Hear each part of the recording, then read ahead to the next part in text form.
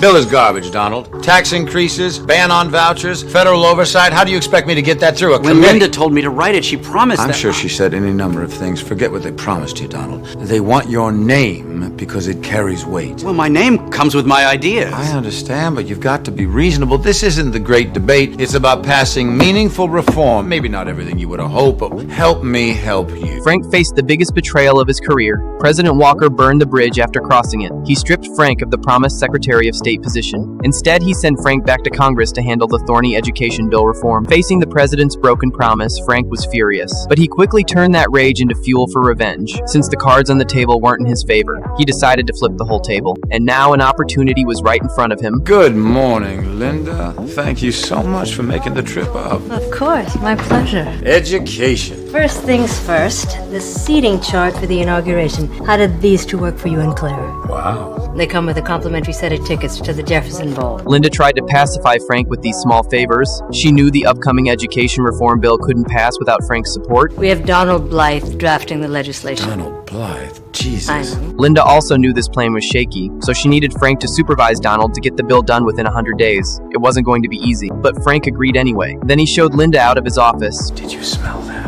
The smugness, the false deference. She thinks I can be bought with a pair of tickets. What am I, a whore in post-war Berlin, salivating over free stockings and chocolate? What she's asking will cost far more than that. With opportunity knocking, Frank wasn't about to let it slip. Donald had pulled several all-nighters drafting this bill. Frank glanced at it casually, then tossed it straight into the trash. Donald saw this. His blood started boiling. He was about to confront Frank, but Frank shut him down with just a few words. Forget what they promised you, Donald. They want your name because it carries weight. Well, my name comes with my ideas. This might sound appealing to some voters, but in practical terms, it was handing a knife to the Republicans. Once this draft leaked, the opposition would tear the new president apart, as the president's ally Frank's job right now should be helping Donald cut those radical provisions, making the bill moderate and balanced, so it could sail through Congress. But now Frank was no longer an ally. He was an avenger. Two things are now irrelevant. Donald Blythe and Donald Blythe's new draft. Eventually I'll have to rewrite the bill myself.